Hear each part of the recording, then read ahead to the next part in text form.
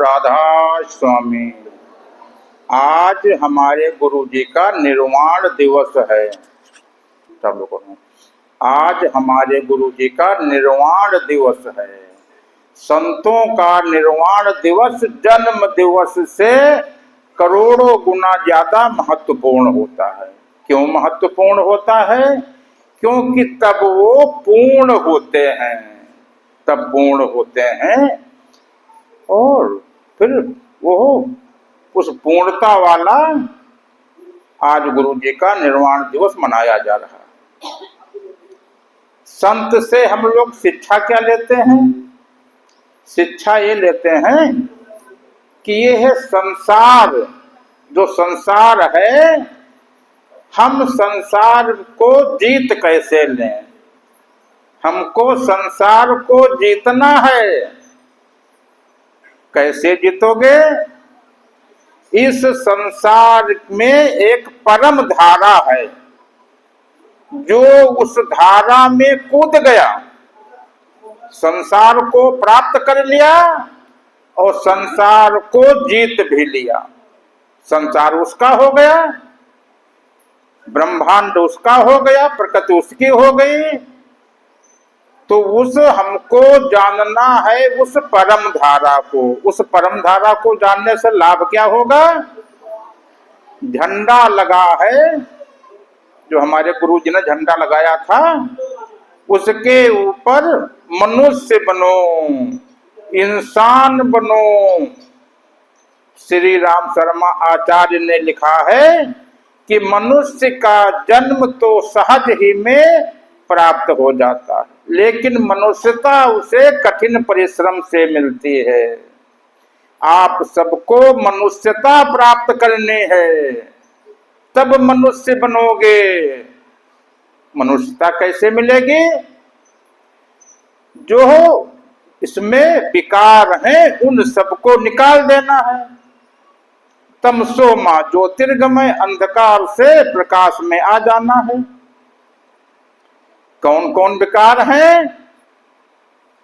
काम, क्रोध, लोभ, मोह, अहंकार, मद मत्सर। हर व्यक्ति इन्हीं में जी रहा है। इससे बाहर निकलना है। इससे बाहर क्यों निकलें? कैसे निकलें? ब्रह्मांड का केवल 5% ही आप सब लोग देख पा रहे हो। 95% छिपा है, उसको नहीं देख रहे हो। वो कैसा है? आप लोगों ने सुना होगा, डार्क एनर्जी। डार्क एनर्जी है। इसीलिए मन को कौवा कहा गया और बनना मन को हंस है। सफेद बनना है, तभी तो अंधकार से प्रकाश में आओगे। तो ये जो डार्क एनर्जी है, इसको पार कर लेना है। डार्क एनर्जी क्या है? सुना होगा कि कृष्ण का नाम कृष्ण क्यों है?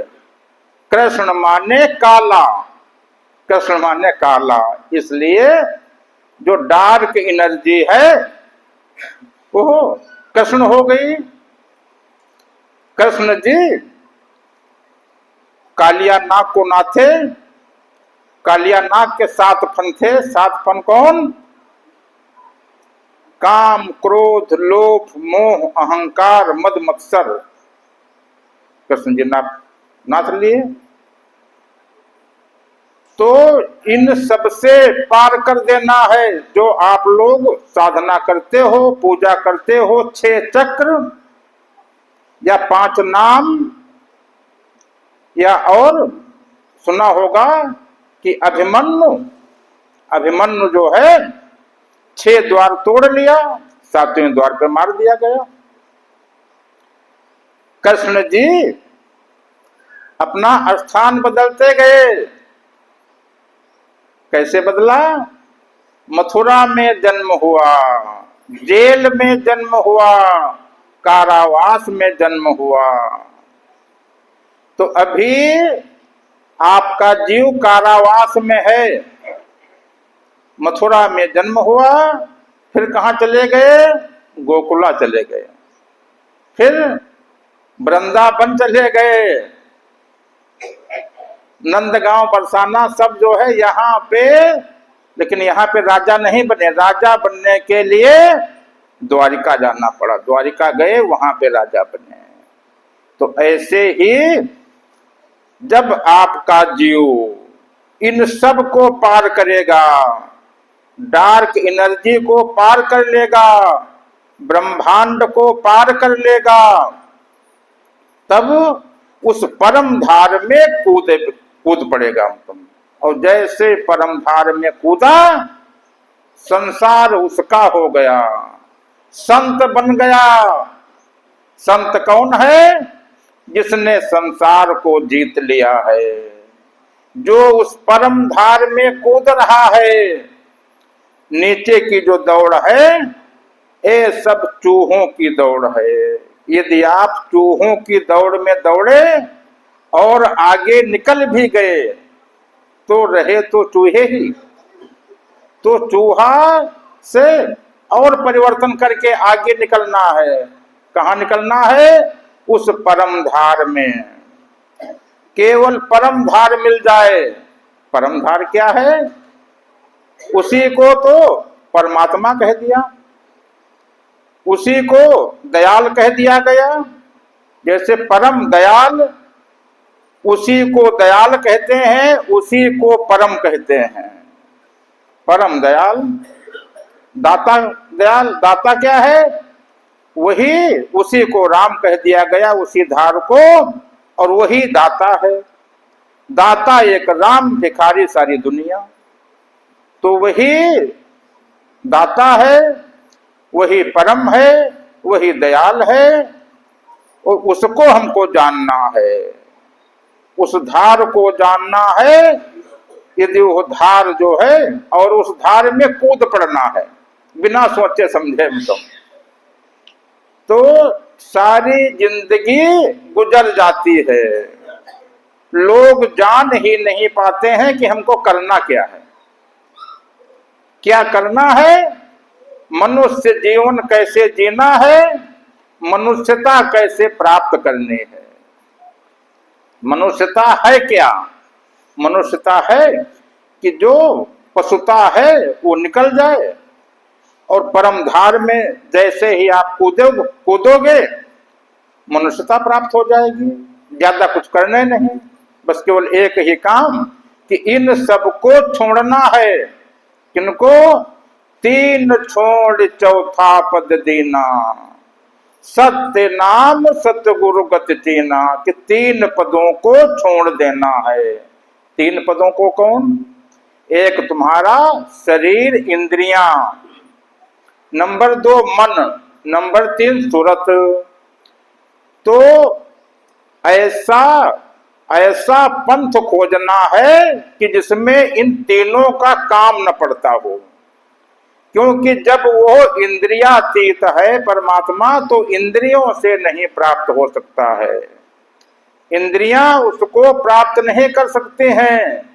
मनोतीत है, मन उसको नहीं प्राप्त कर सकता है। वो योगातीत है, योग से परे है, और सुरत से, सुरत शब्द योग होता है, और वो योग से परे है। योग से उसको प्राप्त नहीं किया जा सकता है।